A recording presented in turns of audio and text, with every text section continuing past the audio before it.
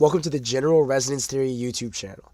Today we have a presentation from Professor Thomas Nail at the University of Denver on Inter-determinacy and the philosophy of movement. We now join this talk already in progress. Weird. Okay.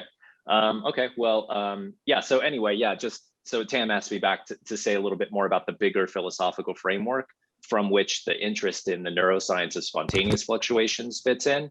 So before I say a bit more about the larger project, I just wanted to kind of check back in. This is like reflections from our last meeting, and thoughts and things that I was I don't know, paths that I did more research on after you had really great questions. One of those was about what the spontaneous fluctuations are. And it was a really good question. It was like shockingly simple. I had been like buried just in the literature, looking at very specific things. And then I forget who it was, just like, well, what is a spontaneous fluctuation? And I was like, well, nobody knows exactly. So then I was like, oh, but it could, what then could it be? And so I was just trying to do a quick kind of survey of all the different things that it could be.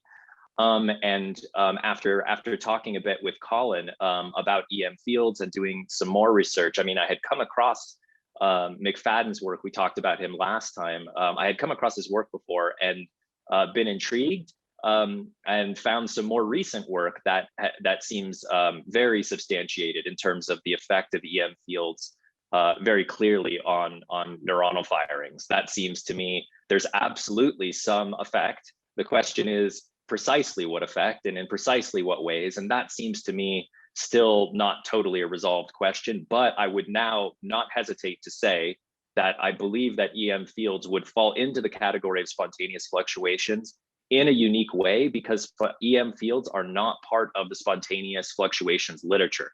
I think that's why when the topic got brought up, I didn't have anything immediate to say about it, because I was like, oh, well, nobody's talking about that in the spontaneous. The literature about spontaneous fluctuations, mind wandering, and all of that, you don't hear a lot about EM fields. And I hadn't come across anything on EM fields. And so bringing those two... Yeah, sorry to interrupt. I just want to kind of highlight that issue and suggest a really good resource to look to for possibly why that is the case. There's a great book called Electric Brain by Douglas Fields. Very good name to be in this field, and it's all about EM fields and the brain. And he basically talks about the history going back to the 20s and 30s to the origin of this body of work. And I'm actually forgetting right now the guy's name, but he basically was the originator of this whole field, but he also was in some manner a Nazi. And so the field became apparently painted with that very negative connotation. And so even though EM fields are obviously a huge part of today's neuroscience, it's not acknowledged widely that EEG is measuring probably the mind. Right, that's a great, hold on, let me, now, and I need to start taking my notes for the next meeting. Okay, so I haven't heard of this guy. What's his, Electric Brain is the name of the book. Electric Brain, yeah. Great book. Okay. I hadn't come across that one, but I did follow up on the other books that you had suggested from last time, and read a bunch of stuff about EM fields. But it was interesting to me that those two literatures are not in conversation. Mind wandering, spontaneous fluctuation, and EM fields don't seem to be taught using the same vocabulary. Clearly, they're working on similar issues, but they're not using the same vocabulary or clearly citing one another. So, I mean, like you said, of course, they're dealing with EM fields at some level, but that's not the nomenclature that they use explicitly to describe that for, you know, like you said, perhaps historical reasons that are worth looking into some more. So that for me, that was very helpful in thinking about the range of what spontaneous fluctuations could be. From just as a refresher from last time, what I was showing was just some recent research in spontaneous fluctuations, showing that it composes a really large percentage of brain activity, but we don't really have a sense of exactly what its correlatives are. And there's lots of ideas about the correlations. Could be heart, could be lungs, could be bodily perceptions, mobility in the world, could be EM fields. I think that should be in there, even though people are not including it. The other one that I threw that I think should be included, but I realize also is missing, and that's the quantum fluctuations that McFadden talks about. I think those are at least a possibility. They shouldn't be ruled out as not part of these fluctuations. The open question remains, what precisely is the effect? Can we map the structural effects of these things in the same way, for example, that Dehaene has mapped those? You can really clearly see the fluctuations. Of course, they're EEG fluctuations when they get to that gamma state. He can predictably say this is a conscious brain, at least in his definition of consciousness. So I think something like that is probably needed for EM fields, and I think that's what McFadden is working on, and he'll certainly figure out what that is before probably any of us figure out exactly what that is and how the structure of consciousness is precisely related to the structure of those EM field fluctuations. But I do think that these two questions are part of the same one, and so I thank all of you for that conversation, really bringing that to my attention at least. I also wanted to say that it's not out. It was almost going to be out now, but it's going to be out next week, and I can send a link. But the Salon editor, the editor at Salon magazine, asked me after I wrote that last article to do an article on AI. And I had kind of come across AI stuff before, and I certainly had a thought about it, but I had to do a lot more research before I was prepared to write another article, which is now written, and it'll be out next week.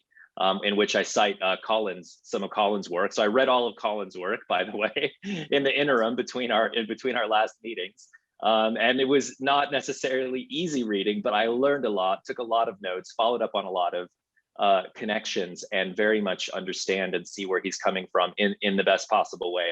I feel very much on board with what Colin's trying to do with artificial intelligence. Even though when I first heard him talk last time, he said the same thing roughly as this time, like, I'm Colin, I work on artificial intelligence and compute and without general computing. And I was like, what the hell is that? I don't even know what that means. And so now I know what that means. And so that's great. And it did help me think about and put together a bunch of different pieces on AI for this next article. The other thing that I'm obliged to say, because the book came out and my publishers are harassing me to promote the book, but I also do think it might be relevant for the bigger picture of not consciousness in the maybe limited inside of our brain sense, but connected to the rest of the world. I published a book just recently called Theory of the Earth, and I'll talk a little bit about that bigger cosmic picture, because I do think it is related to consciousness, although I'm interested to hear if it connects in the same way that you all think about consciousness, which I recognize will not be identical to one another, but I'd be interested to hear your thoughts about how the vision that I'm about to describe to you might fit into larger theories of consciousness.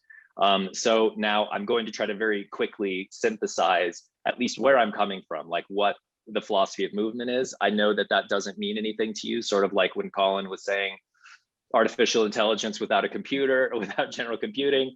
I'm saying philosophy of movement, like that means something. And the thing is, in the history of philosophy, every philosopher says something about movement and motion. But the thing is, there's not really a philosophy of movement. There's no edited collections called this. There's nobody seriously writing books with this title in them. Philosophers in particular don't really think about movement as something philosophical, which is interesting to think about for a second, why that's the case. Why have philosophers gravitated toward theories of time? Why have they gravitated? They're much more interested to talk about eternity and time and form, and less interested in thinking about movement.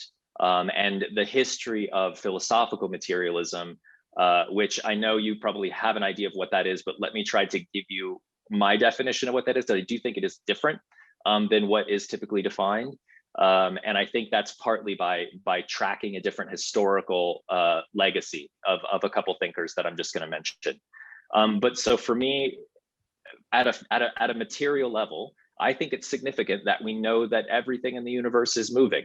There's nothing which is fully static or still. I mean, that sounds like, I think for many physicists, that's very obvious at this point in history. And I think for philosophers, that is unfortunately not that obvious. They will still talk about things that don't have any movement, as if they're these like concepts of stasis or something being totally static, but there's just nothing like that in the material world. And so I wanted to take that as a starting point, along with some other things, of thinking about the history of philosophy, thinking about what knowledge is. And for me, knowledge is pretty much everything. It's art, it's science, it's politics, It's all of the manifestations of things that we do in philosophy. For me, in my view, it's just a way of kind of cutting things up, or uncutting certain things that have been cut up, and rearranging those things and helping us see, not exactly always solving problems, but helping us to like reframe a problem so that we understand exactly what's at stake and see how cutting things in certain ways commits us to certain paths. And for me, movement is a way of thinking about philosophy, of thinking about the nature of things in the broadest sense, including consciousness and science and all these things. So a very quick rundown of the works that I've done so far. So on the left, you see that there's these three, I imagine, kind of 3-book series. And I only mentioned this last time, but now I'm just going to kind of schematically show you this was the idea for the project, is 3-book series. The first book series is about kind of a theory of motion. And that includes sort of each of the major domains of political, or I mean, of philosophy, which is politics, ontology, or at least this would be, in my view, these are very big categories, maybe not all of them. But for me, I think they can encompass a lot if we define them in a certain way.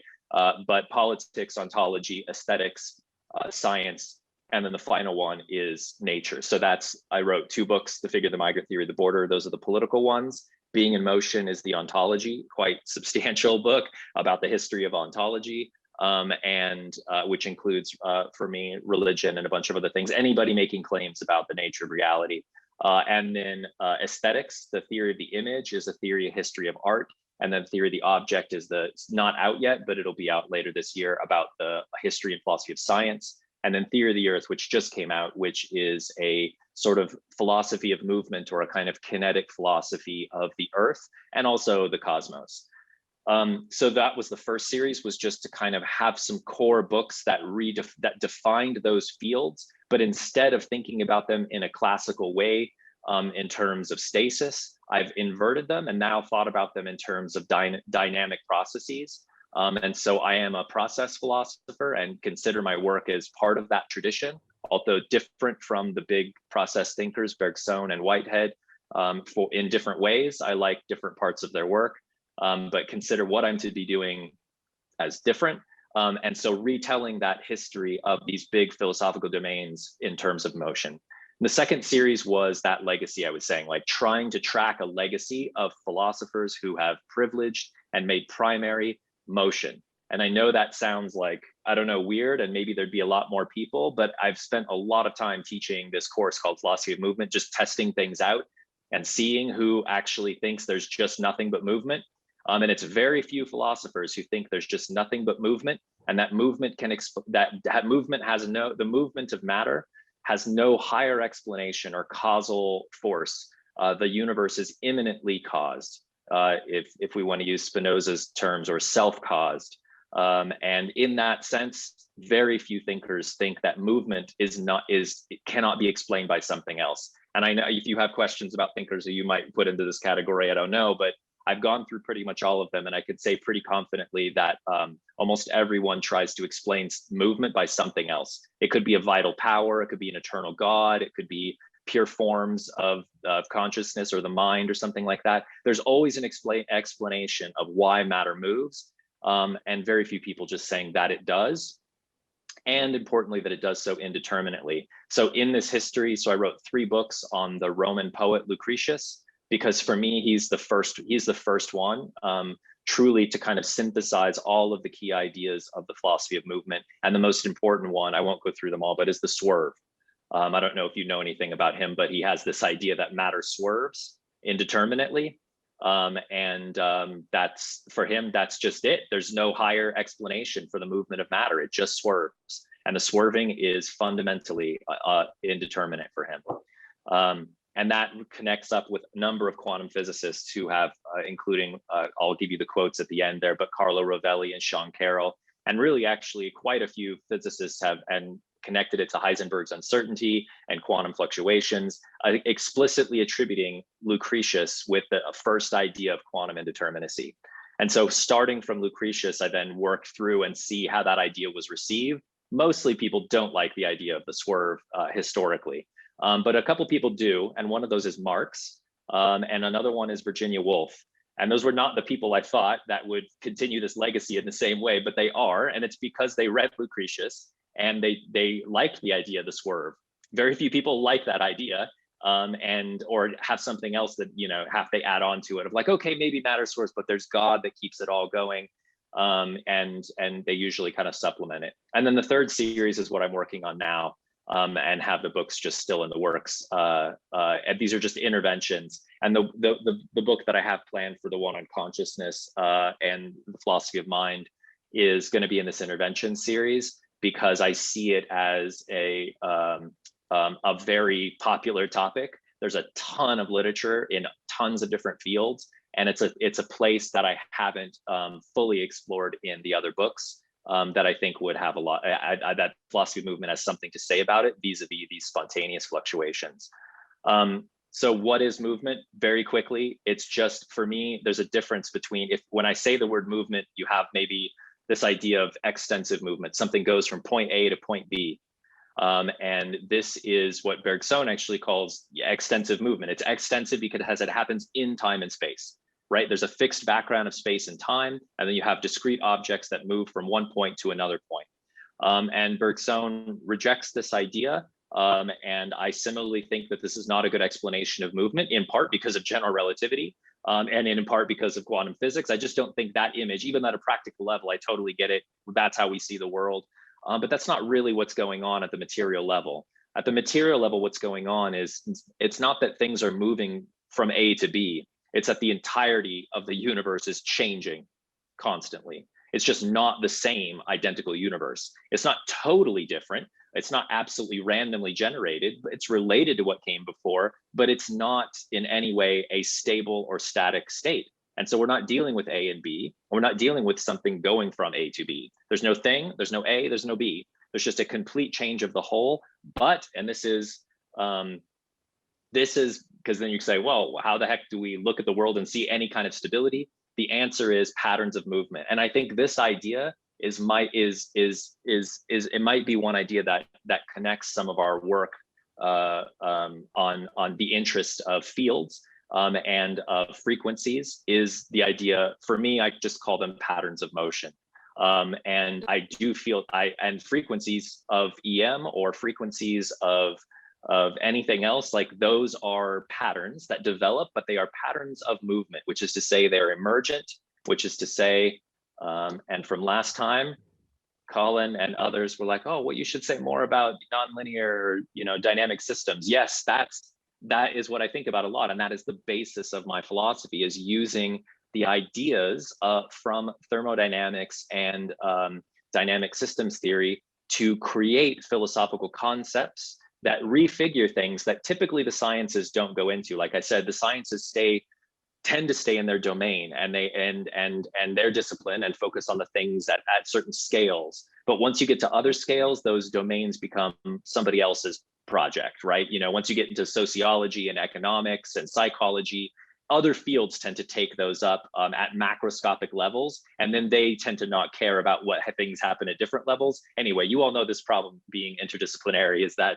there's a bunch of scales and everybody's got their scale that they work at. And to work across multiple scales is challenging because you have to engage with multiple disciplines working at their scales. So the question for me would be, and as a philosopher, to generate philosophical concepts.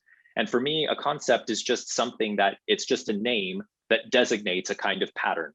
And if it works at different scale, the goal is for the concept to work at more than one scale, to work across different scales.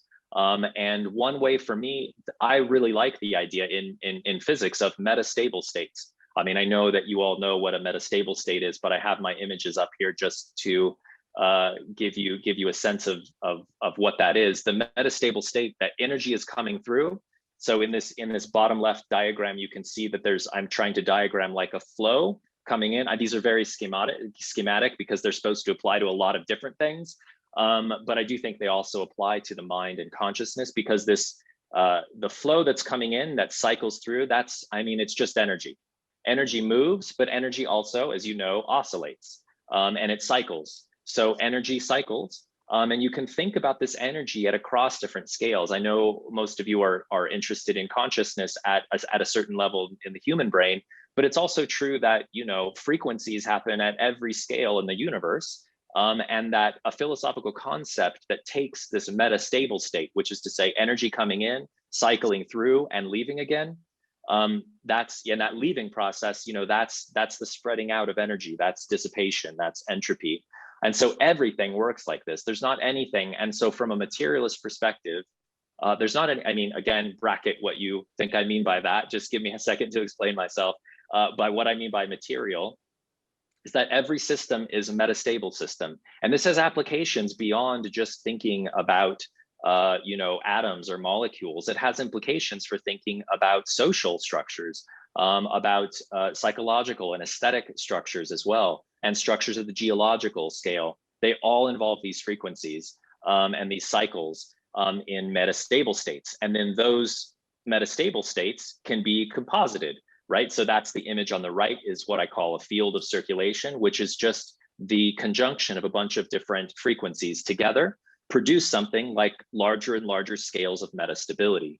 So in the image above, you can see that, I would say these are all just degrees of metastability, but you have 2 is supposed to be that quintessential metastable state where it is, it can go back or forth. It can go back to 1 or 3 depending on how much energy, and sometimes just a little bit of energy can push a system into a non-linear state. So 1, it's moving from 1 to 2 looks like a very linear progression, but once you push it just a bit more, you get a non-linear result, which is 3. So the systems that I'm discussing, and I put the Lorentz attractor there. I don't know if you all know the Lorentz attractor, but to me, that's a very inspirational concept that applies at every scale, which is that you have basins of attraction. And that's that image 2 in the upper right there of a basin of attraction. It just helps me think. It's just, it's a landscape. It's one type of basin of attraction. But the idea is that if you have a kind of energetic landscape that has a slope, there's a tendency, a ball rolling or rain draining through some area. There's a, like a water rolls down a hill into a river. There are basins of attraction that tend to, even if they're not absolutely universal, they tend to, the water will drain there. Or certain frequencies will find themselves looped back in and again and again and again to a certain basin of attraction. And the Lorentz attractor is interesting because it doesn't precisely repeat. It keeps going clearly in a pattern, but without ever repeating exactly. And that's a really key idea in these images and in the concept of movement for me, is that iteration is never strictly identical. And so iteration is always with a difference. And it's that difference, which is that entropy. Can I ask a question? That keeps, Thomas? Yeah. Is this term metastable interchangeable with criticality? Yeah, so criticality would be the tendency to produce that non-linear result. So if the movement so each 1, 2, and 3 are all metastable states to some degree. Obviously 1 is way more stable than 2 is, or than 2 is obviously. But so 2 would be the state of criticality, where it would be that limit. After just pushing it a little bit more, it would fire. So in the case of neurons, if that's what we want to think about, the neuron, it might be at state 2, at a critical place, but it's not going to get pushed over until you give it a push, right? So that's the critical state, but all the states are technically metastable states. So for me, everything is a metastable state. It's just a question of degree, like how metastable is it? We think that the Earth is like a very stable state, but actually depends on your time scale, right? At a larger time scale, it's pretty fluid. But for us, it's fairly stable. In terms of cosmic history, the Earth is just a blip. So anyway, that idea of degrees of metastability, and number 2 is that state of criticality, after which you start to get the nonlinear result, which is what happens when you get those neural cascades and avalanches, is that it gets pushed over into a critical state, and then a whole wide range of neurons begin to fire in an avalanche, and clearly a feedback loop. They start to generate their own iterative cycles, and that's what we see in those that Dehen has shown in. And I mean, that arguably, it would be wonderful if somebody could show very clearly the EM fields have that same effect. But in principle, it seems like that seems very plausible, that the EM fields would be contributing to that feedback effect, that once you push them into that state, they would then produce a whole field of circulation. You know what I'm saying? So like, if you have individual neurons, they might fire or might not fire, but if you get enough of them to pass that critical state, then you get a huge avalanche and you start to see a field of circulation, a whole larger basin of attraction in which the brain, gravitates toward. Yeah, on that point, I guess another quick comment, sorry to interrupt again. We had a speaker a few months ago, I guess maybe mid last year, who actually has theorized a little bit with the help of some other people that the brain and the mind may in fact be akin to a radio, where basically the whole system is kind of tuned to a certain criticality that is basically responsive to very small inputs. Absolutely. So basically, the frequencies that we see that proliferate and magnify and work together is because of that kind of self-organized criticality. Absolutely. And it's interesting to do a study of the things that push the state of criticality, right? Because we're at that state all like frequently, just below the threshold. But the question is, and that's a very metastable state, right? Where we're at right now. That's that if it goes too far below that, we go unconscious, or something else is happening. But the question is, like, what's the difference between like making associations, so dreaming, imagination, mind wandering? These are all states where they can enter into a critical state, which is to say they can forge connections and associations which weren't there at the subcritical state. You're just, I don't know, you're just doing something, you're doing some task, answering email or whatever. And then suddenly there's some kind of neural cascade. What's the critical threshold? And so some of the work that I've been interested in is from Robin Carhart Harris, because one answer to that question is psychedelics. Many things can push your brain into that critical state, but psychedelics are certainly one of them that will produce that avalanche and will produce a critical state. It will push number 2 over into number 3. Again, many things can do that, but what's interesting is to try to make them happen under a control setting and then look at them under fMRI and see what's going on. And you can watch that critical state develop. And that's exactly how Robin Carhart Harris defines it, as a critical state. And he defines that critical threshold. And he also defines it in terms of fractality, which is interesting, but that might be the subject of it's kind of the subject of this talk too. Fractality has a lot to do with this vision as well. So just now to the bigger picture, that's my philosophy in as short a nutshell as I can possibly make it, leaving many things out. But the bigger picture, of which the philosophy of movement to me is very important. It's not just some concepts. They're concepts that are meant to encompass. So in philosophy, there is often a narrow privileging of human activities and human things that humans do. But I wanted to think about things more broadly. What are the patterns of motion? So if I'm just looking at patterns of motion, why should I limit that to human history? So you saw the first books that I wrote were all about human history, looking at art and science and politics, and looking at the patterns of motion that develop. I didn't go through them, but I'll talk about them in a second, the different patterns of motion that I've found. And I have to say, I didn't plan on finding these patterns in advance. They emerged to me as shockingly consistent patterns in a particular geographical history, and at larger scales as well. And that is that larger scale of the universe. And it has this kind of fractal structure to it. Now I'm just talking about the fractal space, but we could also talk about fractal temporalities. But let's just talk about the fractal distribution of energy. The reason why, so these, yeah, go. Okay, so dissipation. So everything is dissipating, and because the universe is dissipating, it tends to produce very similar patterns across different scales. So I've just given you some images here. And so that movement again is just from hot to cold. Entropy is just the spreading out of energy. So in the bottom left, these are water crystals spreading out in dendritic patterns. I'm sure you know what this one is, but this is the distribution of dark matter. Distributes in these fractal patterns. I don't have it here, but there's a really great image of some physicists that were looking for the patterns of dark matter.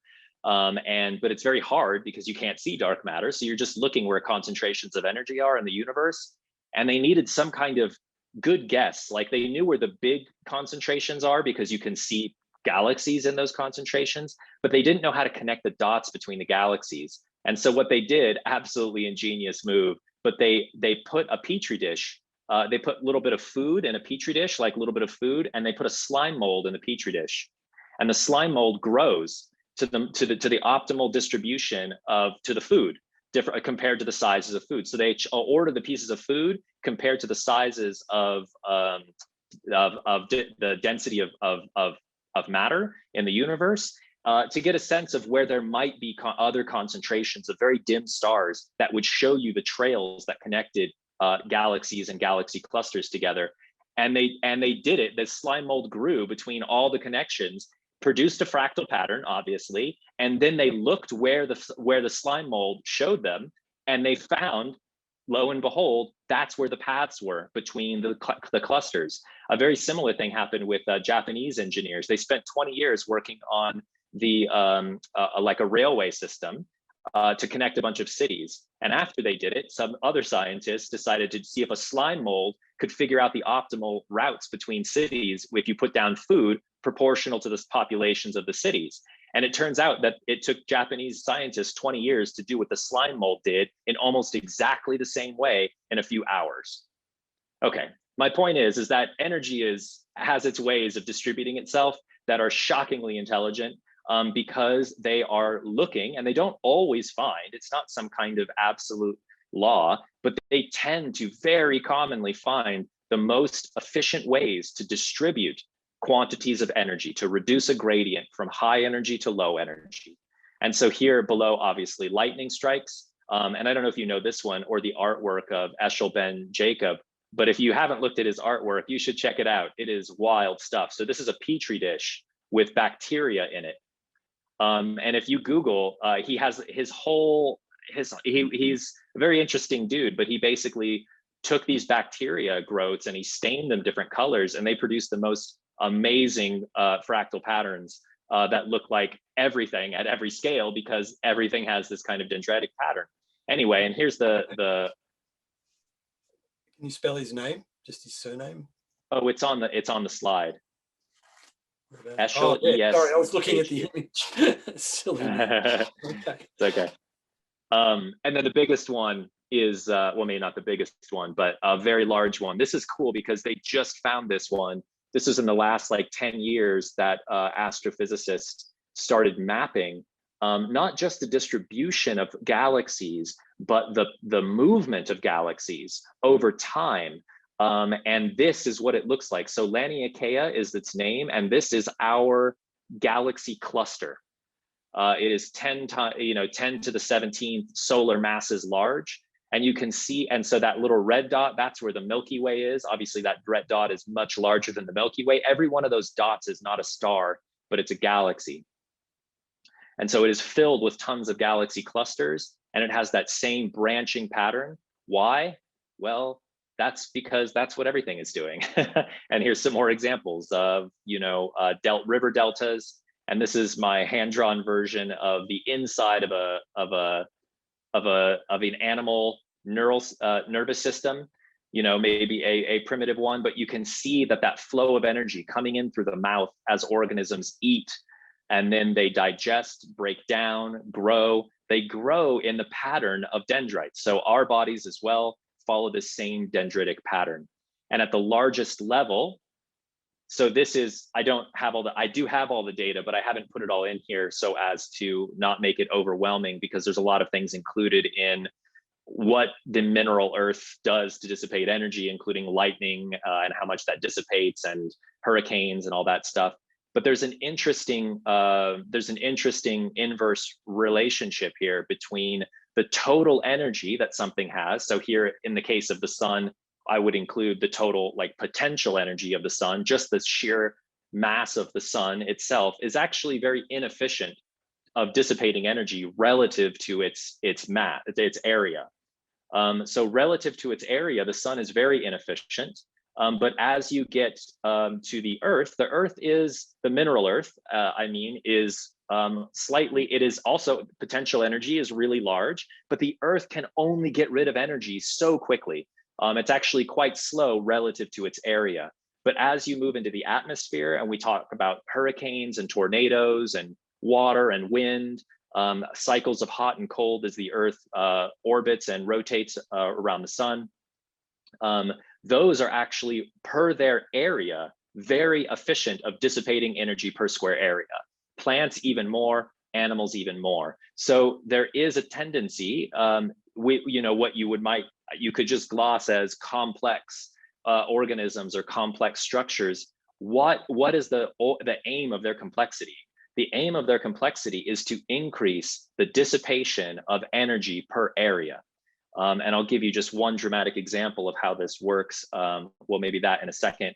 One more dramatic example of how this works in animal systems. So look at an evolution. If you look at the right side of the page here, you can see that this is the, over time, 500 million years, the beginnings of early organisms have a relatively low respiration intensity of oxygen. So per their square area, they tend not to be nearly as dissipative systems. They consume and dissipate less per their area than more evolved organisms. So as evolution continues and more species develop closer and closer to the present, we have more species than have ever existed on the planet before. And they are incredibly efficient at dissipating energy. And humans, let's bracket for a moment the question of climate change is a related but distinct issue. As biological organisms, humans, because of their nervous systems, and in fact also because of their brains, they consume tons of energy and dissipate it relative to their body size, and they can do it better than many other forms of energy in the universe. Okay, I'm not saying that makes us better or anything. I'm just saying that's the kind of critters that we are. And now back to that previous image. This is, if we want to think about it at a kind with that dendritic pattern in mind, from mineral to atmosphere, and this is the history of the Earth as it evolved, from just being a bunch of molten rocks to having an ocean and an atmosphere to eventually producing life.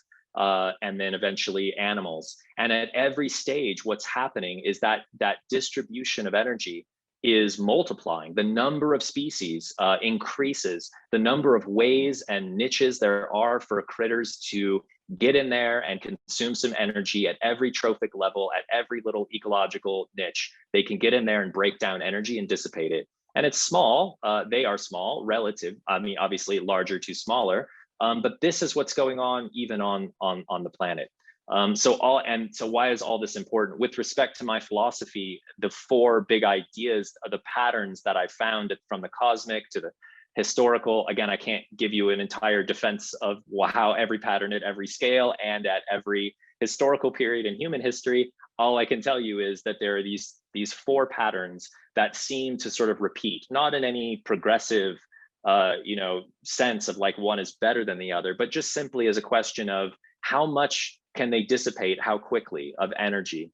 So it's a very thermodynamic way of thinking about the patterns of motion, and as they emerge in human history and in natural history. The first one is centripetal. So that's from the outside, and this is just my terms. I know there's different technical terms depending on what we're talking about. For me, I just mean from moving from the outside to the middle. And centrifugal, from the middle to the outside. And tensional, you have a lot of different branches, and they remain in tension. They sort of like linked, like linked arms. They're locked in and they move with respect to one another. And so they're in tension with one another.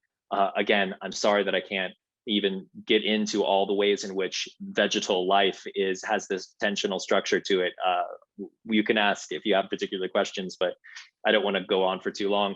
And then the elastic, meaning that it's very stretchy. I mean, even at the level of animals, if you think about animality, animal bodies are extremely elastic compared to all these other forms.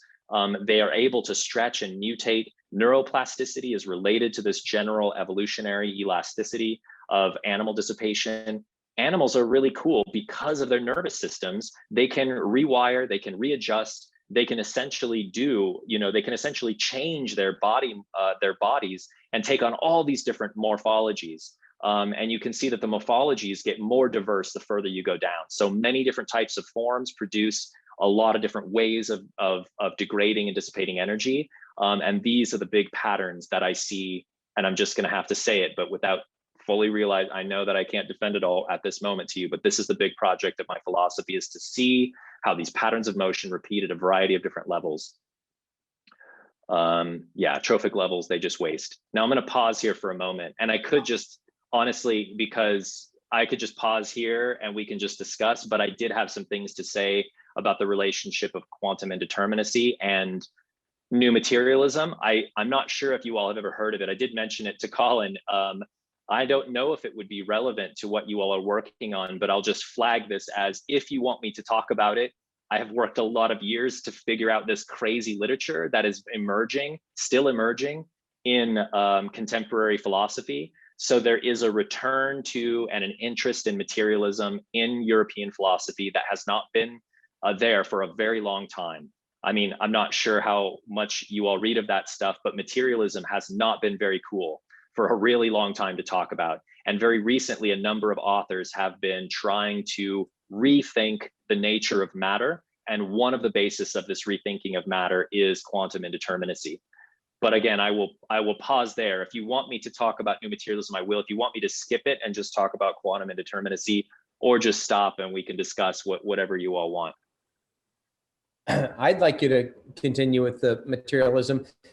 I thought that that at least in the scientific realm, what's known as material reductionism is considered the prevailing view in a very strong degree. Is that different from new materialism or from materialism? Yes. So I mean, what the reductionist materialism you just described, that would be what new materialists are calling old materialism. Okay, and So, old materialism is out in philosophy? well, not for everyone, but it is the subject of a lot of literature right now. Tons of books, edited collections, conferences. I mean, it's blowing up that this is what European philosophers are thinking about right now, is the nature of matter. And they are interested in critiquing the old idea for them of materialist reduction, that everything is a particle that follows completely deterministic laws, and that everything can be reduced to those laws and those particles. That's a very nutshell description of what I would say is old materialism as they're defining it. And they're trying to come up with a new concept of material that is, and so for some thinkers, it's related to quantum indeterminacy. For other thinkers, it's not. But I can run through these positions. There's about 4 of the positions in that literature. I also wrote an article with some friends that goes through all these positions, and it's one of the only articles out there that surveys that literature, breaks it down into all of its types, and shows the strengths and weaknesses of all the types, and what we think is the best of all the different theories of new materialism. Before you go on this new topic, let's pause for a second and see if there are other questions about what you've covered so far. Yeah, so isn't this like kind of like all news? Because in physics we say like, well, I mean, everything is a field. You have quantum field theory, right? And I think like the particle theory of matter is already kind of out in the way we think about things in physics. Yeah, I mean, you're absolutely right. The thing is, philosophy, I think, hasn't, like, when they still talk about, I mean, humanists really do not like to talk about matter. They really, for them, that is the end of subjectivity and human culture, and you're no longer doing anything relevant for their work, and they worry and critique it deeply. And so we are in the middle of a very big divide, at least in European philosophy, between the humanities and the sciences on this issue. And I'm with you. Fields are a totally different way of thinking about matter. I do still think that there are certainly completely deterministic interpretations, but I don't think that means that everybody adheres to those deterministic interpretations of fields that would allow them to be sort of different and understood differently. So yeah, I'm with you that humanists are not up with quantum field theory. Okay, let's all just agree that they have no idea what the fuck that means.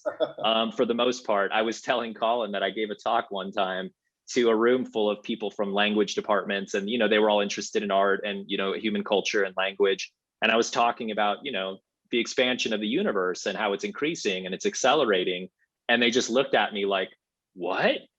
They'd never heard that before. I'm like, that's crazy. Where are you living that you never hear what's going on in physics? That's like whatever, many, many years old, decades old now news. They have no idea. So I do think that philosophy needs a serious updating in terms of what they think matter is. But the humanities in general need to think about that also. But scientists also need to think seriously about the implications of a field theory of matter to other domains outside of the very, very tiny. And the question is, what's going to bridge those discussions? And so new materialism is also one of the other things about it. I will say very shortly 3 things that define it. One of those is that all these thinkers, and I could give you a bibliography, and it's in the article that I wrote, and I can send it out, but all these thinkers are trying to bridge the divide between science and humanities. They are humanists trying to learn something about science and all the sciences, every domain of science, and taking it seriously, because maybe you know, maybe you don't know, but humanists mostly don't take science seriously. For them, it's irrelevant. They might be like, yeah, maybe it's true, maybe it's not. Maybe they believe it's totally socially constructed, and that the sociology of science is totally arbitrary. I have friends who would like a friend who's very, I do not agree with this person. So very loose friend here, but very antagonistic kind of frenemy guy. But he's like, science, Thomas, don't tell me about science. Scientists, they say this is true, and then history changes, and 30 years later, they think it's wrong and something else is true. Let's not think that science has any access to truth. Their descriptions are totally historically arbitrary, sociological, and that is not a real basis for truth and knowledge, Thomas. I don't want to hear any more things that are grounded in science. And I'm like, what do you mean not grounded in science? Anyway, okay, I'm telling you, this is the world that I live in, is humanists who seriously think that science contributes nothing, and it's a sociological exercise in arbitrary speculations. And they're telling you on a video screen with cameras and an internet. So Thomas, it does not make sense. Anyway, sorry. So Thomas, why should wider society care what people in the humanities think, right? Because, well, the private sector, the businesses use science all the time, and people use technology all the time. And I mean, who cares what humanists think, right? I mean, why should we care about what they think? Well, that's where we're at. I mean, that's the problem. Because it goes both ways. The humanists don't care what the scientists think, and the scientists are like, we don't care what the humanists think, because they've got nothing to contribute. And I think both of those positions are too polarized, and it's unfortunately the state of academia, or at least one aspect of the polarization of academia, and just the general state even of knowledge, that the humanities are reserved for certain things like studying literature, of which physics has nothing to contribute, of the analysis of literature or hermeneutics, the interpretation of meaning.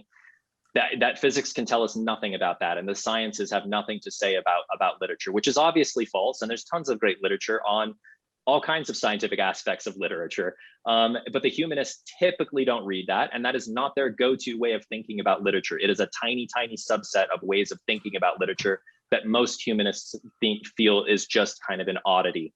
And I think that these really big areas are not reading each other's work, and there's a breakdown of how useful they think each other are for thinking about the world. Part of my interest is bringing those back together again. But in order to do that, we have to think across scales. And I think that's important, that we're dealing with not just different disciplines that are somehow fundamental. All these disciplines are historically arbitrary anyway, right? In the beginnings, like, it's not like, philosophers were scientists, and scientists were also writing poems and plays, and these people did all kinds of different things together, and they didn't think of these as different domains. And now we think of them as very separate. And I think that's a problem. And I think that in order to get them back together, we have to think across larger scales and smaller scales. But in order to do that, we need some concepts that are going to work across those scales. So, I mean, one answer to from the scientists would be like, why do we care about the humanists? All their concepts have to do with just cultural artifacts. And like, fine, that's great, but that's not helping us learn anything about, the universe or the structure of the brain or whatever. So because there's no translation of those concepts into those different domains. Hey, Thomas, could you back up a couple slides along those same thoughts here? So a nice image. There you go. This one. No, there you go. One more forward. There you go. Yeah. So I agree with you fully about the need to find a common language to talk across disciplines, and this is obviously a very long discussion, far beyond today's talk. But I think one way to do it is actually to find a better grounded notion of mind in relation to matter. And obviously that's a lot of what we're talking about here in the GRT group and EM field theories of consciousness and materialism, etc. One possible suggestion for your diagram here is you actually might want to think about making it go from intentional to intentional, for elastic rather than that, maybe say intentional, because this is, I think, a pretty natural and fairly uncontroversial dividing line between the arisal of mind in the universe. I would suggest it goes back further to all matter to some degree, but certainly in the arrival of animal forms, it reaches a certain step change in intentionality and mind. So that could be a nice way to kind of show this is not so much just thermodynamics and physics. This is where basically mind meets physics and it becomes the same process. The ascent of mind is the ascent of evolution in the universe. So just one suggestion. And I'm actually, I just ordered Stephen Jay Gould's book, Rock of Ages, which is a pretty well-known attempt to find a way to have a common dialogue across these large, what he calls magisteria, which is humanity, science versus religion, etc.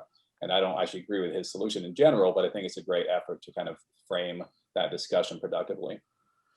Yeah, that is very much what I'm trying to do. And I do like that idea of thinking about intentional. And in terms of mind and matter, to me, in principle, it doesn't really matter to me what we call it. I think it's a strategic thing to choose what we call it. So in principle, I think you could say that I'm a panpsychist. And I would be like, yeah, everything to some degree has mind, if what we mean by that is these material frequencies and patterns.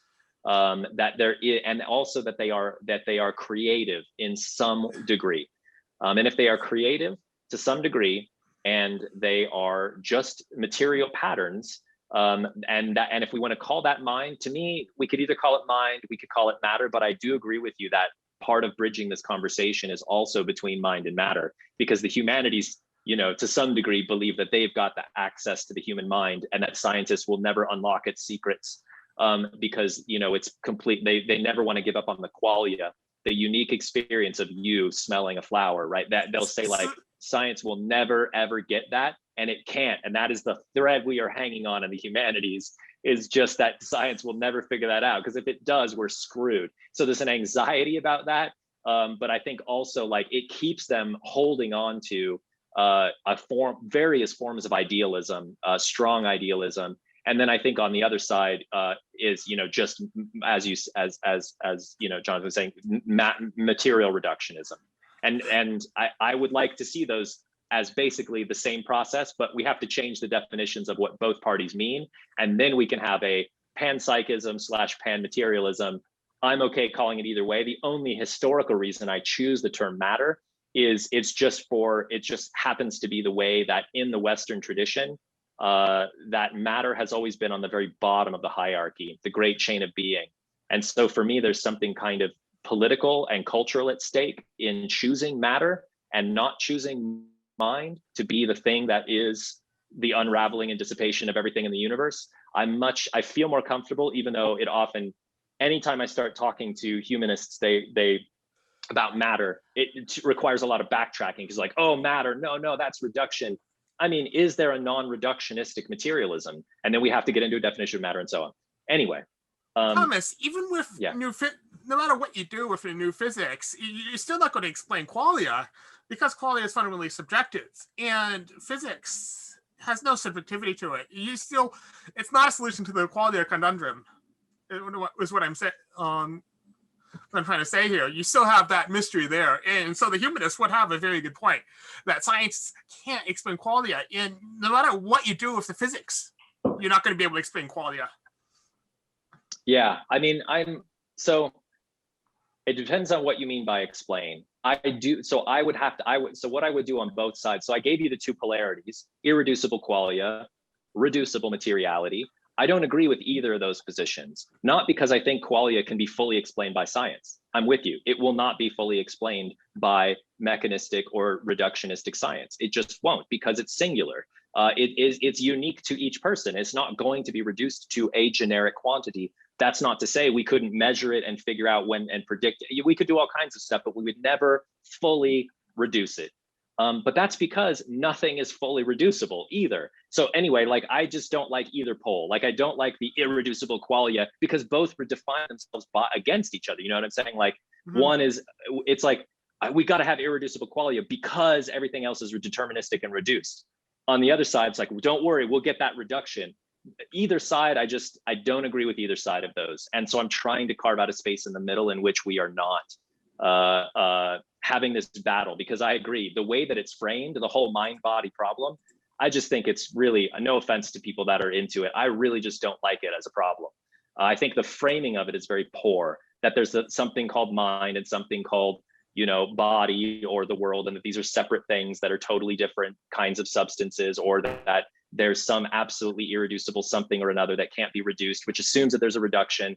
Anyway, we could go on about that problem, but I feel that it's a very deeply metaphysical one in which we can only give deeply metaphysical answers given the current framing of it. But I'm open to other framings, and we desperately need other framings. And panpsychism is one alternate framing that could get, if you just break out of the duality, then you can open it up and it might reframe the problem, I suppose. Oh yeah, yes. It could still be two different kinds of substances. I mean, that's not ruled out. But anyway, I'm agnostic. I remain agnostic. Whether there's a pure mind that it has no materiality to it, there's no evidence. I'm just going to agnostic. That's a metaphysical speculation. Maybe it's true. Maybe there's God. Maybe there's not. Metaphysical question. I'm open to it being true, but am hesitant to commit, or to definitely not commit either. Yes. Anyway, okay, let's move on. Did anybody have any? I can say more about the materialism thing very quickly, or I can just move on. If you wanted to know more about this new materialism idea, we could talk about it, or we could move on and just skip to the quantum indeterminacy stuff, because to me, that's a connection that brings the humanities and sciences together. And there's a philosopher / physicist that I really like that's done some of that work. I think given the time, let's skip to the indeterminacy discussion. Okay. Okay. So I mentioned before that a number of quantum physicists had drawn on Lucretius and this idea of the swerve. One of those is Carlo Rovelli, who says that quantum events, the individual events at the basis of modern physics, happen randomly, which in Lucretius's marvelous verses happen incerto tempore, incertisque locis, at a random time in a random place. So I don't agree with the translation, but the idea is, for Rovelli, very important, that he sees Lucretius as the precursor to indeterminacy. Sean Carroll also says that Lucretius proposes the universe arises as a quantum fluctuation. And then there's a bunch of other literature, but this one physicist kind of sums it up about the uncertainty relations in Heisenberg's theory, but he attributes that to Lucretius as well. In any case, the point is that I wanted to flag for you, skipping to the end of the literature review of new materialism, one of the branches of new materialism that I think is most interesting is the one that's written by a physicist named Karen Barad. So she's at UC Santa Cruz. She's a physicist. She's working in the history of consciousness program there. I mean, maybe you all know her, I don't know, but she's also a philosopher and has written a book called Meeting the Universe Halfway. And in that book, it's an interesting book. But I was there, so I go to this conference that's like European philosophy, and they invited her one year. And, all the humanists were very, very critical of her talk, even though I thought that it was fairly clear that she was not reducing everything to quantum fields, even though everything is made of quantum fields. I'm sorry about that. But anyway, the afterwards and in the questions, everybody was just like, she's just basing everything on quantum physics. Like, quantum physics is the foundation of everything, and it explains every single level of reality. And for her, it's not the case that quantum physics explains every scale of reality.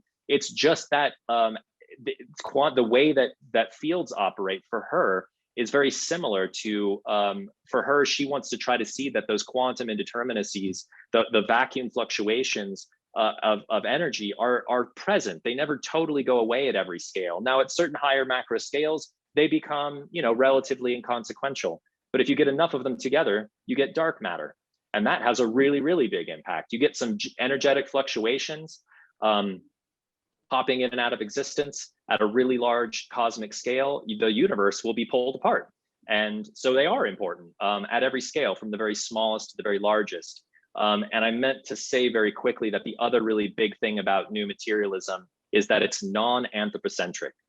So that's maybe I'm not sure in your disciplines how big of a problem that is, but in the humanities, anthropocentrism has been just an absolute cornerstone, like explicitly so, that we need to think everything is thought through the human perspective. And so this is one of the things that justifies what's called philosophical constructivism, which just means that humans come up with ideas about the world and then they project those onto the world. Now, what is the world?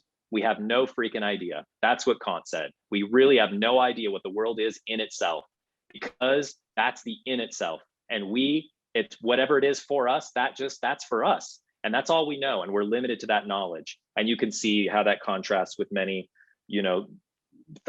just really hardcore scientists who are like, no, it's not constructed. It's absolutely objectively true, independent of human beings. I think that it's more that it's in between. It's not simply that we have access to the in itself, because there's just not an in itself. Because if you're not an anthropocentric philosopher, or if you don't think about things anthropocentrically, then you can think about them as being sort of mixtures, patterns of motion, as I would say, that sort of work at metastable levels. And they're really working at metastable levels. And every time we go to make a measurement, so this is another thing that Karen Barad picks up on, is that quantum indeterminacy is important because it is a very weird kind of reduction. If we wanted to, so I just had a conversation with a colleague the other day who said what my position was reductionism, and she was very unhappy about that. She said, what you're calling indeterminacy is still a kind of reduction. And what I said was, and I've had to write this elsewhere because other philosophers, this is a big criticism from philosophers. And this is a criticism, this other guy, Graham Harman, who has this philosophy called object-oriented ontology, critiqued Karen Barad on the same point, which said, it's just, Barad is saying that the world is just a bunch of material goo.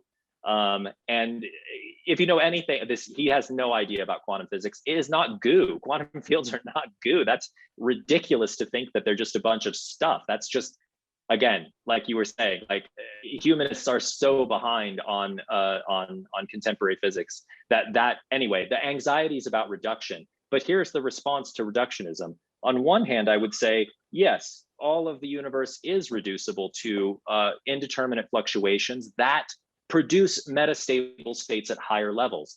That at the quantum level, we're not dealing with determinacy. I know there's differing interpretations, but my interpretation of quantum physics is actually kind of a non-interpretation.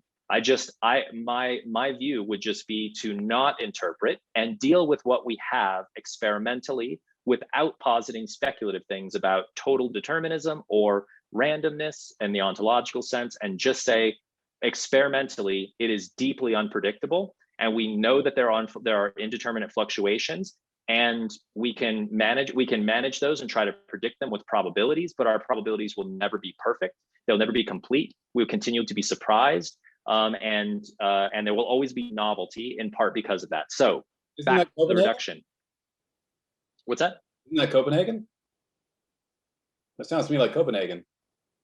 Depends on your interpretation of Copenhagen, but the Copenhagen one usually is that it's human. I mean, the way that people often understand the Copenhagen interpretation is that the human is doing the interpretation, and that the results are directly influenced by the human, and in that way, they're kind of Kantian in a certain sense. They're not going to say what matter is in itself. If you look at the other interpretation of quantum mechanics, like many rules, you don't know which rule line you are following, or your consciousness is following, right? So and you get the same indeterminacy in that sense too. And then if you look at something like, I don't know, Bohmian or a time symmetric interpretation, in those cases, You don't know the future states. So again, it's indeterminate for you. So like in any interpretation for you as the observer, as a scientist, it's indeterminate for you, even if the information is already decided, but you don't know the future state. You don't know which world you're following. So that would be you're right. That's a great distinction. The difference would be between, and this would line up with the Copenhagen, indeterminate for us or indeterminate in itself. And I would say that it's not a question of that there's some in itself out there. Humans aren't the only observers that influence quantum events. Everything influences quantum events at every level, and humans are just one of those levels. Now, and we could talk about the very specificities of the way that they engage, but at every level, matter is intervening with itself. And so what I would say is that it's not a question of just for us or in itself. All of the universe is changing all the time, and it's influencing itself because it's quantumly entangled. And so everything is observing everything. So Copenhagen to me is it's a tiny, tiny perspective in a much bigger one, which would be more ontological. I would be much more comfortable ontologically saying that the universe is indeterminate, and that my perspective of that is not just my own, because I am also that same universe being indeterminate. And so it's only indeterminate for me because it's actually indeterminate at every level for everyone, everywhere. And that would be that'd be an interpretive difference, and one that experimentally is more like where we're at. But I do see what you're saying. My view is consistent with the experimental data, but it doesn't take the next step to say everything is fully deterministic, or that it's all random, or that it's just there for us. I'm just going to say it's for everybody. It's indeterminate for us because it's indeterminate for everybody. And because we are everybody, we are part of that rest of that universe. And if that's the case, there's a continuity and not a discontinuity between us and the universe, which is, to me, at the very core of so many of these things, is that division between the in itself and the for itself. Philosophers and lots of other people, I think this is my view anyway, once you get that division, you really don't get those things back together again. You end up with some version of anti-realism once humans are not somehow part of the universe any longer. But they're not deeply made up of what the universe is made of. I think I just have there's maybe one more thing to say. Oh, that's the Whitehead thing. We don't have to get into that. That was just there for Tam in case he was going to bring up Whitehead. But I'm done. I'll bring up Whitehead right now then. We talked about Whitehead last time, and I mentioned that I was a process philosopher, and that the philosophy of movement is a kind of process philosophy. And that for me, Bergson, there's two really big branches of process philosophy. One of those is Whitehead, and one of those is Bergson. And they sound very, very similar, but they are very deeply different in my view. And that Bergson, for instance, is a vitalist. He's very openly and explicitly a vitalist in virtually every text. And he thinks that what explains the movement of the universe is a vital energy. Now, what this vital energy is, it's just a vital energy that explains why things do what they do. To me, this is a deeply metaphysical view, which I am agnostic about, just like God, just like in matter independent mind or something like that. It is a speculative thing, or many universes, the multiverse. There's no way to prove that there's a multiverse, or if there is, we don't know what it is right now. And I remain agnostic about it until there's any possibility of experimental verification of anything like that. I remain deeply anti-metaphysical at that level as well. So for Bergson, I do like much of what Bergson says, but I just can't get down with the vitalism. So the philosophy of movement is a way to sidestep the vitalism and say, why do we need some vital metaphysical energy? Why can't we just say quantum energy fluctuations? To me, that does real work, that has real experimental basis, and isn't just calling it vital energies, and that those same vital energies are the origins of, he calls it God. And there's a very similar correlation too with what Whitehead. So Whitehead on the other side, in my view, Whitehead is not a vitalist, but Whitehead has a very kind of a strobe-like universe in which the universe changes. For Bergson, he says it's a continuous change, a qualitative change of the whole is the exact phrase Bergson used. And Whitehead says it's more like a strobe in which there are discrete flashes. It's not discrete entities necessarily, but the entire universe sort of flashes. It's there, it doesn't change, it doesn't move, but you get a series of universes that through time run together. And so it's kind of like a cinema. And this is exactly what Bertrand Russell and other philosophers that were friends and writing around the same time as Whitehead called Cambridge change. And that's just that kind of movie strip change where you have a bunch of photos and you run them together. And Bergson directly addressed this and said that's not what he thinks movement is. That's not what he thinks change is. It's not a series of photos run together. It's a continuous transformation. So the difference there, both being sort of metaphysical, to me, in my view, and the quotes that I had from Whitehead here were I mean, Tam, you've read these quotes, but I just wanted to share them if we wanted to talk about Whitehead, was that for Whitehead, motion presupposes rest. He's pretty clear that that things don't move, actual entities don't change and they don't move. But what does happen is you do get a universe that the whole universe changes, but it's not the same universe. And between one universe and the next universe in the series, there is a kind of discontinuity. And I already know what you're going to say, Tam. We had a really nice exchange and I appreciate it. And that was exactly the kind of thing that people say, but that I'm still not convinced of, in part because of these quotes, that there is a pretension and a retention of the universes. Like, how is one universe related to the other? When one happens and another happens, why does that other one have anything to do with the one that came before? Well, there's got to be some kind of relationship between them. And that's what Whitehead calls, it's retaining something of the previous one. But there's a hard problem, which is that if it's going to retain something of the previous universe, then it's not totally discrete or separate from the previous universe. And then so it can't just be totally static. It has to have some continuity. And if it has no continuity, then there is no retention. And essentially you get a series of really separate, discrete universes. And I think his term retention and protension and things like that is his attempt to kind of bring those together, but I'm not satisfied. And at one place he actually calls that, and I don't have that quote up here, but in one passage, he actually calls that kind of, I'm just going to call it glue. He doesn't call it glue, but the glue that holds the universes together in their series is God. Well, and again, we have to look at that quote, but he has a different understanding of God, of course. Yeah, this is very in the weeds, so I won't belabor it all because it's really just, I think, you and I that are just in this level of weeds, but I'll just say this real quick and we can move on. The universe for Whitehead Quotes is not just each snapshot, it's the totality. So the universe as a whole is that process. So each snapshot in time is localized, not globalized, and it prehends the prior moment in that local universe, and it concresces in the next moment. So it's a continuous process of change universally, and that is basically the creative flow for Whitehead. So it does really capture the notion of change you're promulgating here, but again, we can move on from this. Well, doesn't this contradict relativity, general relativity at any rate? Because like my now is not going to be the same now on Alpha Centauri. It's going to be a different now. There's different versions of Whitehead's thought that are compatible with general relativity and others that are not. And so that's, again, a different, deeper discussion than today. Okay. But there also, I'll just throw out that there's some interesting quantum interpretations using Whitehead's philosophy too.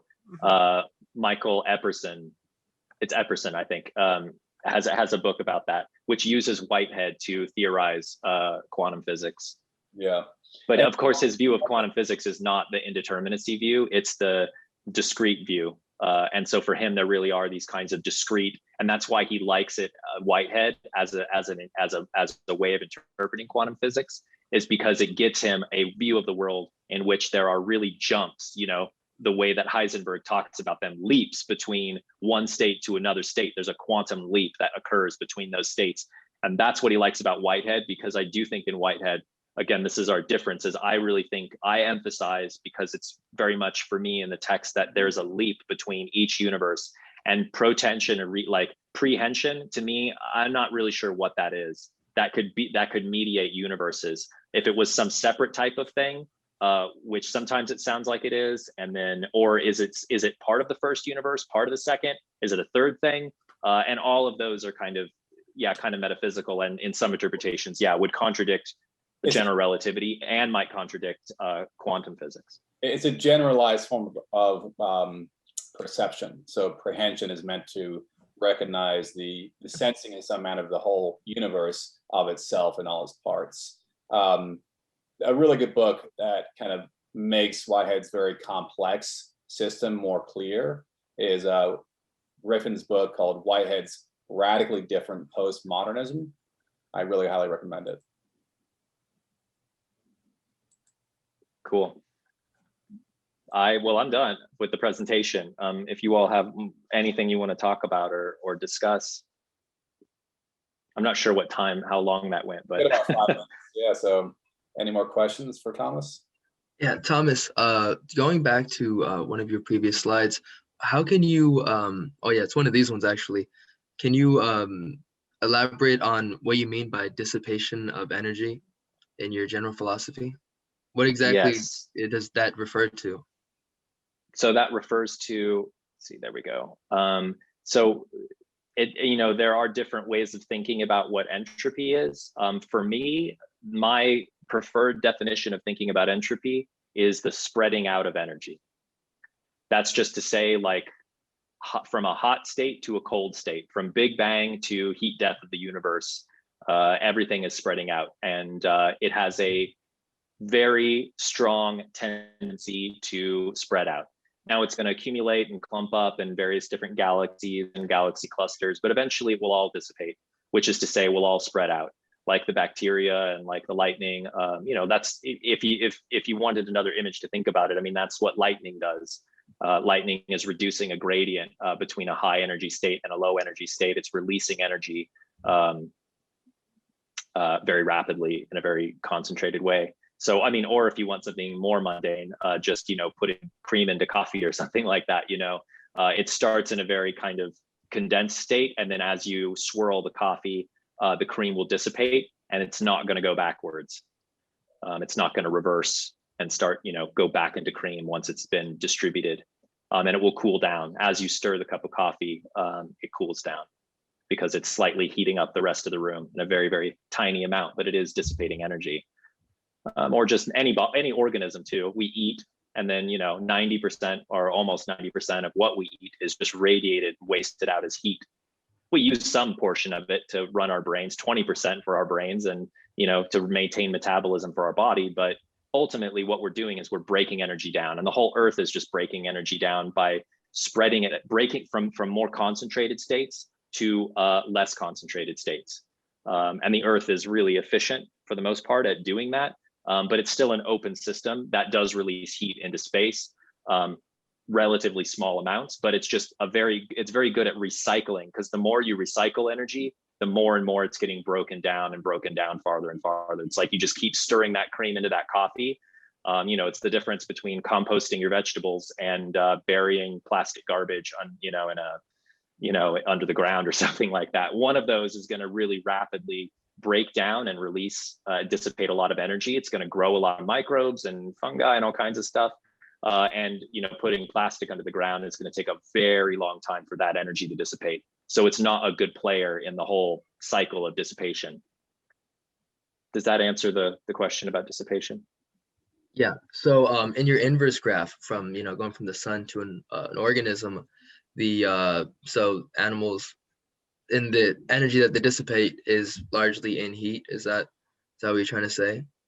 Yeah. Okay, cool. Yeah, I mean, we excrete waste too, but most of it is just radiated off as heat, and that's true for trees especially. So trees, all the energy that trees take in from different places, air, earth, is radiated off as water and heat and gas. And it only retains 1% to reproduce the biomass of the tree. So it saves 1% for itself to grow its roots and grow its branches. And then it releases the 99% back into the clouds, producing atmosphere and rain and weather patterns that then benefit the whole, grove of trees and the forest. And so ecosystems are really cool in that way because they're super dissipative, and they can really reduce an energy gradient much faster than a parking lot, for instance. And that's some of the studies. There's this really fun book called Into the Cool by Eric Schneider and Dorian Sagan that just kind of has a lot of really have tracks that collects those studies together to show that, if you compared how much energy is being dissipated between a parking lot and an old growth forest or a tropical rainforest, there's a really big difference of how much energy they are dissipating. And it has to do with the fact that there's organisms that are breaking it all down in the forest, and a lot of different kinds. The more, it's like diverse forests break it down faster than non-diverse forests. Anyway, this is starting to get into climate change territory, but I have a follow-up question to that. Hi everyone, I'm new. A very interesting talk. A little bit over my head, but hopefully I'll catch on. Regarding energy dissipation, so that's a very clear example, like how the trees dissipate their energy into the environment, it gets recycled and everything. How humans dissipate infrared, or we dissipate heat, and that goes into the environment. So what about electromagnetic waves? Like, what are they, if we're dissipating or generating these electromagnetic waves, how are they impacting the environment, or where are they going? Are they interacting with the electromagnetic field of everything else in this giant soup of electromagnetism? And what exactly is that influencing? It seems like a lot of more materialist energy forms we can measure, we can understand the cycle of things, but is anyone looking at the electromagnetic field cycle? Yeah, I think the electromagnetic field cycles, those have huge implications. And I think the place that you would find people really nerding out about this, Colin knows, is electrical engineers, computer designers, because they really, really care about that energy. And they really don't want those fields straying too far and releasing, too much energy and influencing the internal circuit boards of transistors and stuff.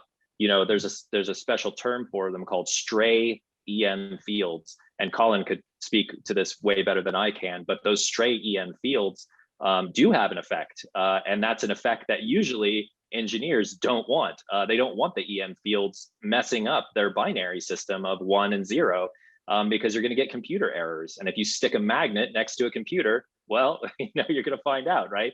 Or if you take a magnet to, a magnetized cassette tape, or an old VHS tape or something, like, you will see the direct effects of what the electromagnetic field can do if you get it close to things. But like our brains, and Colin was actually just telling me this, so I'm just repeating what he told me here. But the brain, our brains are relatively metastable states in terms of we've got a lot of EM fields going on in there, that there's so many of them, diverse, they're in various patterns, they're fairly stable. So you can stick a magnet to your head, a normal magnet, and be mostly okay. But there's special techniques in neuroscience too. The guy I was talking about last time, I was reading some more about his work, but he's actually using electromagnetic fields to do psychotherapy. I don't know if any of you are interested in that, but the guy, George Northoff, I'm forgetting what they're called. There's a special term that he uses for these magnets, but he's using them. It's based on the fluctuations, the spontaneous fluctuations, but he's trying to manipulate them to work with people with untreatable depression. And he's had really good clinical results. He's already done this stuff and had significant clinical results from the practice. So the answer is, yeah, electromagnetic fields affect all kinds of stuff. And it really does matter how they affect things. And they are dissipating energy. Yeah. And Thomas, what Thomas is doing right now is an example. His EM fields in his brain are going to his mouth and is speaking sounds to the world. And those are, basically dissipating through his environment and to our EM fields, et cetera. Lighting is another example. Lighting is a very clear example of EM fields dissipating into the environment in a very direct way. But with all that said, we got to wrap up here. So thanks so much, Thomas. Another amazing talk, really impressive stuff. And I look forward to seeing you pump out another 20 books in the next 5 years. You go very, very busy. So great stuff, and we'll be in touch. Thank you, everybody. I really appreciate the invitation. It's always wonderful talking to you all. Likewise. See ya.